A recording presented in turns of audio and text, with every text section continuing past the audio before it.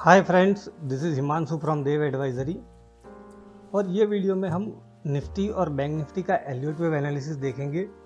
फिर एक टाटा स्टील का जो 15 मिनट का चार्ट है उसमें एलियट वेव का एक इंटरेस्टिंग स्ट्रक्चर है, उसको डिस्कस करेंगे।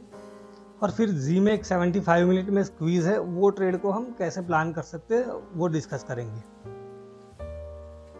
तो सबसे पहले मैं आपके साथ एक खुशखबर शेयर करना चाहता हूँ कि जो हमारी चैनल है देव एडवाइजरी, उसने 1000 सब्सक्राइबर्स क्रॉस कर लिए हैं। And I am really grateful and thankful. जो हमारा अहमदाबाद का निफ्टी डॉक्टर का ग्रुप है, उसमें अहमदाबाद के वेल नोन डॉक्टर्स है।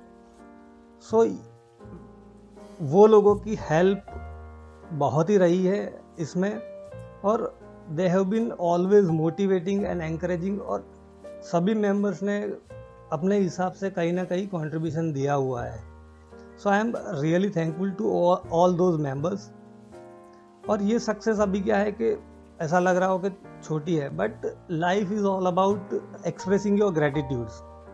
And last but not the least, जो बड़ा ट्रेंड होता है वो हमेशा क्या है कि छोटी टाइम फ्रेम से ही स्टार्ट होता है। तो हमारी RSI जो है अभी क्या है कि 60 को क्रॉस किया है, और मे भी आने वाले दिनों में अब ADX हमारा एक्शन में आ सकता है। एंड अगेन, जो ट्विटर पर, फिर टेलीग्राम पर और व्हाट्सएप पर जितने भी फ्रेंड्स हैं उनको मैं सहे दिल से थैंक यू बोलता हूँ। तो चलिए अब हम ये जो डिस्कशन करते हैं वो बैंक निफ्टी का जो स्ट्रक्चर है उससे शुरुआत करते हैं। तो बैंक निफ्टी का हमने ऑलरेडी एक एलियट वेव एनालिसिस डिस्कस किया था। अगर आपने वो देखा नहीं है तो जाके देख लोगे तो थोड़ा बहुत आपको क्लैरिटी आ जाएगा। और उसमें हमने ऑल्टरनेट वेव काउंट डिस्कस किए थे कि अगर यहाँ पर ये जो लो ब्रीच होगा तो एक करेक्शन बड़ा आ सकता है, या तो ये हाई ब्रीच होगा तो फिर क्या है कि 35,500 के आसपास हम जा सकते हैं। और फिर क्या हुआ कि यहीं से अब मार्केट थोड़ा मतलब साइडवेज हो रहा था, और हमको जो 20 और 50 EMA के बीच की जो गैप है वो नैरो हो रही थी। वहाँ से एक अच्छा कंफर्मेशन मिलने लगा था कि भाई ये जो स्ट्रक्चर है वो अब क्या है कि धीरे धीरे बुलिश ही हो रहा है। और यहाँ पर हमने डिस्कस किया था कि अगर ये हाई क्रॉस करेगा तो एक अच्छा मोमेंटम अपसाइड में बनेगा। और आज देखिए कि निफ्टी जो हमारा टारगेट था उसी के आसपास गया है, 35,500 के आसपास। सो गोइंग फॉरवर्ड, जैसे कल हमने डिस्कस किया था कि ये एक इनसाइड डे की पॉसिबिलिटीज मुझे ज़्यादा लग रही है, बट अब मार्केट क्या चाहता है कि एक हायर रेंज में कंसोलिडेट हो। तो अब क्या है कि मे भी शायद कंसोलिडेशन हो सकता है और यहाँ पर। और गोइंग फॉरवर्ड ये जो पूरा जो जोन है दैट इज अराउंड 34,200 और 500 का बहुत ही स्ट्रॉन्ग सपोर्ट जोन रह सकता है। और यहाँ पर ये कैंडल का जो लो है, ये बुलिश कैंडल है, वो एक बहुत ही इंपॉर्टेंट रेफरेंस पॉइंट है, दैट इज अराउंड 33,589। सो ये एक बहुत ही स्ट्रॉन्ग सपोर्ट के तौर पर काम कर सकता है।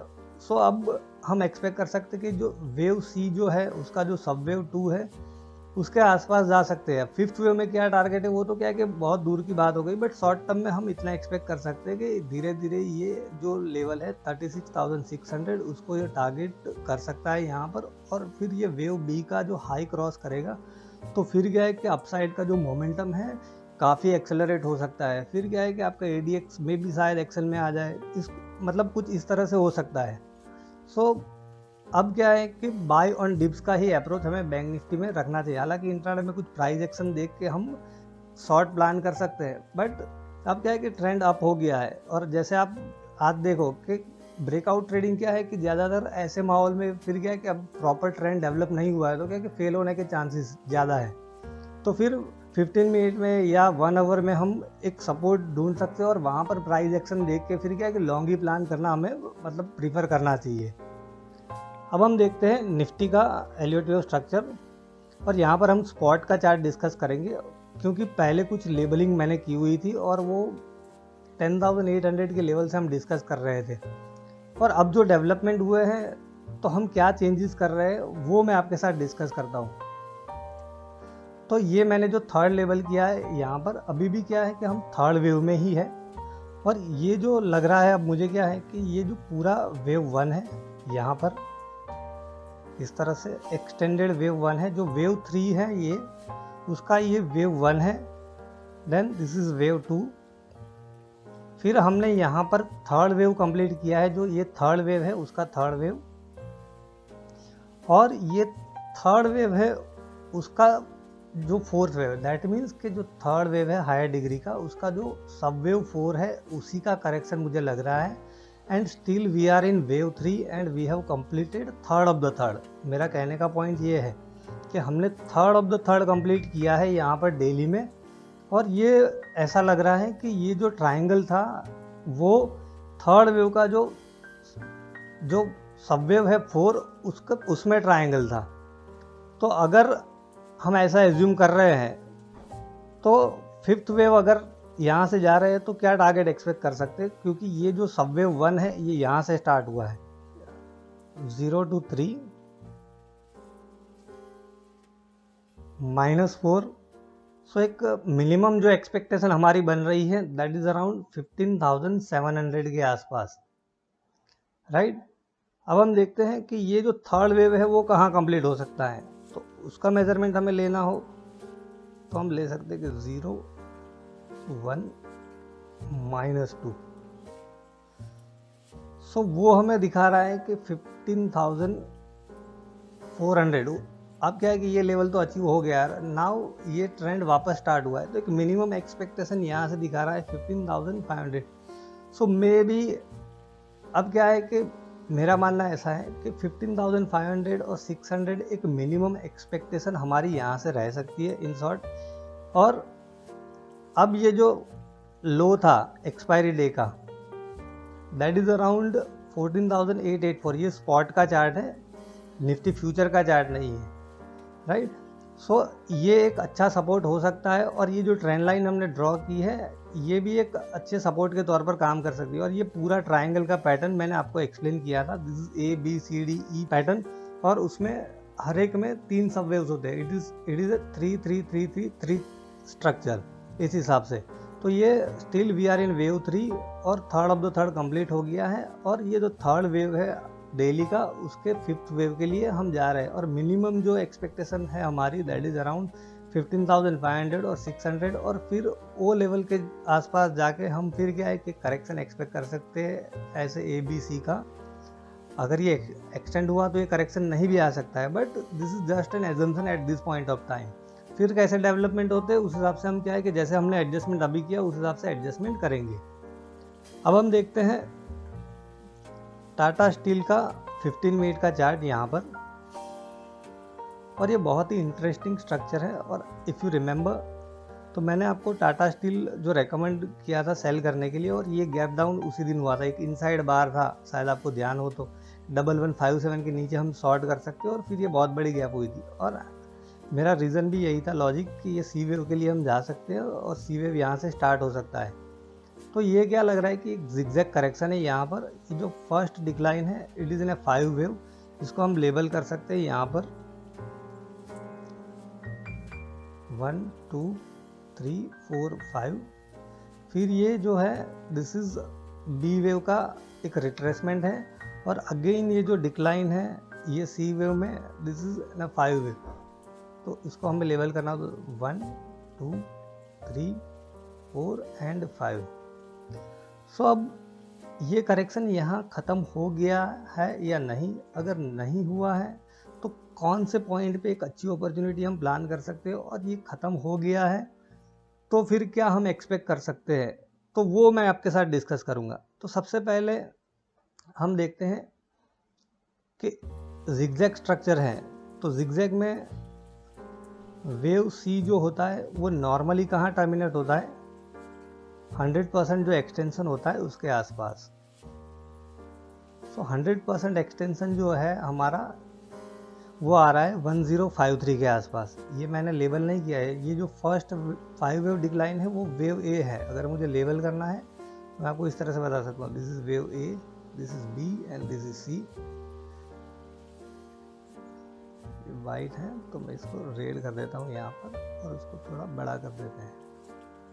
सो this is wave A, wave B का बाउंस है, और ये जिगजैग ही है। ऐसा क्यों लग रहा है, बिकॉज जिगजैग में वेव बी जो है वो नॉर्मली उसका जो रिट्रेसमेंट होता है वो 0.618 के आसपास होता है। तो आप यहाँ देखो कि 0.618 के आसपास जाके ही ये टर्मिनेट हुआ है।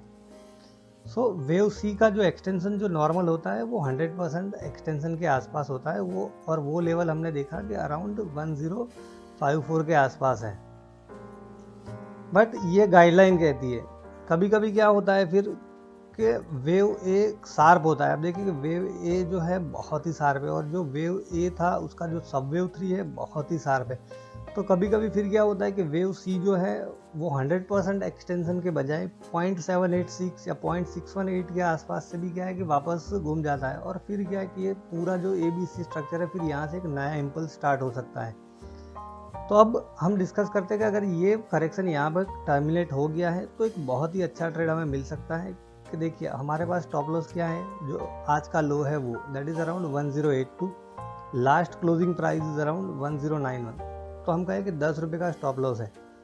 सो अगर यहाँ से ऊपर गए तो प्रीवियस फोर्थ वेव की टेरिटरी में हम जा सकते हैं। तो वो लेवल कहाँ पर है, 1125। दैट मीन्स कि 1:3 का हमारे पास ये रिस्क रिवॉर्ड रेशियो है, और 1:3 का रिस्क रिवॉर्ड रेशियो हो तो अगर आपके एक्यूरेसी 50% से भी कम है तो भी क्या है कि ओवर 100 ट्रेड्स आपका जो PNL होगा वो पॉजिटिव ही होगा। तो ये एक पॉसिबिलिटी है। अगर हम एज्यूम कर रहे हैं कि ये अभी ख़त्म नहीं हुआ है, बहुत ही कंजर्वेटिव अप्रोच रखना है, तो हमें यहाँ पर वेट करना चाहिए कि ये लेवल के आसपास ये प्राइस आए तो हम बाय कर सकते हैं। और सिमिलरली ये जो स्ट्रक्चर है उसको भी हम इंटरनली थोड़ा एनालाइज करें कि जो वेव 5 है वो कहाँ टर्मिनेट होता है, 0 to 3 -4, 0.618 0.5 के आसपास ये टर्मिनेट होता है। कभी कभी 0.382 के आसपास से भी ये रिवर्सल आ सकता है, ऐसा कोई मतलब कोई रूल नहीं। तो इन दैट केस 106 1066 और 1050, तो ये जोन एक अच्छा जोन है। अगर यहाँ से एक मतलब ये 1082 को ब्रीच करता है और नीचे आते तो ये एक अच्छा बाइंग जोन आपके लिए बन सकता है। और यहाँ पर क्या है कि आप बाइंग प्रीफर कर सकते हो, प्राइस एक्शन देख के बाय करना है।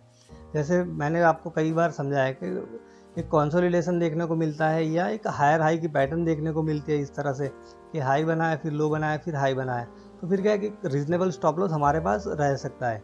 तो इस तरह से प्लान कर सकते हो। बट जैसे हमने डिस्कस किया कि अगर ये करेक्शन यहाँ पे टर्मिनेट हो ही गया है, ऐसा हम एज्यूम करें, तो एक 1:3 का ट्रेड हमें मिल सकता है। और यहाँ पे क्या कि TTM स्क्वीज में डाइवर्जेंस है, पहले यहाँ भी डाइवर्जेंस था, आप देखिए ये जो था डाइवर्जेंस, और फिर क्या था कि स्ट्रॉन्ग एक मूव आया था। यहाँ पर भी आप देखिए कि जो प्राइस है उसने नया लो बनाया, बट TTM स्क्वीज में डाइवर्जेंस है। और इसका प्रॉपर कंफर्मेशन हमें ये जो हाई क्रॉस करेगा वहाँ पर मिलेगा। तो हम क्या कर सकते हैं कि यहाँ पे थोड़ी पोजीशन बाय कर सकते हो, और फिर एक कंफर्मेशन आने के बाद थोड़ा स्केल अप कर सकते हैं। और जैसे ही फिर मार्केट ऊपर जाता है तो 1120 के आसपास स्ट्रेंथ में हम हमारी पोजीशन क्या है कि धीरे धीरे लाइट कर सकते हैं। और ये सब चीज़ें मैं डिटेल में इसलिए एक्सप्लेन करता हूँ आपको कि आप चीज़ों को समझो, सीखो और खुद से ट्रेड प्लान करो। और ये स्ट्रक्चर आप देखिए कि एंडिंग डायगोनल का बहुत सारे एग्जांपल है। रिसेंटली मैंने आपको लास्ट वीडियो में एक्सिस बैंक का बताया था, उससे पहले हमने कोटक में देखा था। आप MRF का चार्ट जाके देखोगे तो उसमें भी सी वेव में एंडिंग डायगोनल ही है। वो भी हम मतलब टाइम मिला तो मैं आपके साथ डिस्कस करूँगा। अब हम देखते हैं जील का 75 मिनट का चार्ट और देखते हैं कि उसमें किस तरह से प्लान कर सकते हैं। तो जी में डेली में स्क्वीज है, और निफ्टी में भी देखिए कि ये जो 2 ATR का मूव था that is John F Carter का ट्रेड सेटअप है, उस हिसाब से ये ट्रेड। और उसी में भी अब ज़्यादा डिस्कस नहीं करना है, हम सीधा जी पे ही देखते हैं पहले जी, क्योंकि फिर वीडियो क्या है कि बहुत लंबा हो जाएगा। जी में क्या है कि डेली में स्क्वीज है, आप देख रहे हो यहाँ पर, और ये जो रेड डॉट्स है, and now this squeeze is firing on the upside. तो आज का जो हाई है दैट इज अराउंड 200, तो उसको क्रॉस करेगा तो फिर क्या कि एक अच्छा मोमेंटम उसमें बन सकता है। आपके पास डेली में स्क्वीज है, now you have a squeeze in 75 minute to 75 minute में भी उसमें स्क्वीज है। आप यहाँ पे देखोगे तो these are the red dots, और वो स्क्वीज भी फायर हो रही है। डेली की स्क्वीज है, 75 मिनट में स्क्वीज है, दैट मीन्स कि हाई प्रोबेबिलिटी ट्रेड सेटअप है। और 75 मिनट में जो स्विंग है दैट इज अराउंड ये। सो 202 को क्रॉस करता है ये, तो फिर क्या है कि एक 197 या 198 का हम स्टॉप लॉस ले सकते हैं, और 208 के लेवल हम एक्सपेक्ट कर सकते हैं। तो ये ट्रेड अगर मटेरियलाइज हुआ तो इस तरह से आप उसको मतलब ये ब्रेकआउट आया तो उसको इस तरह से प्लान कर सकते हो। सो आई होप फ्रेंड्स कि ये सब चीज़ें जो मैंने आपके साथ डिस्कस की है वो आपको ट्रेडिंग में कहीं ना कहीं ज़रूर हेल्प करेगी। Thank you.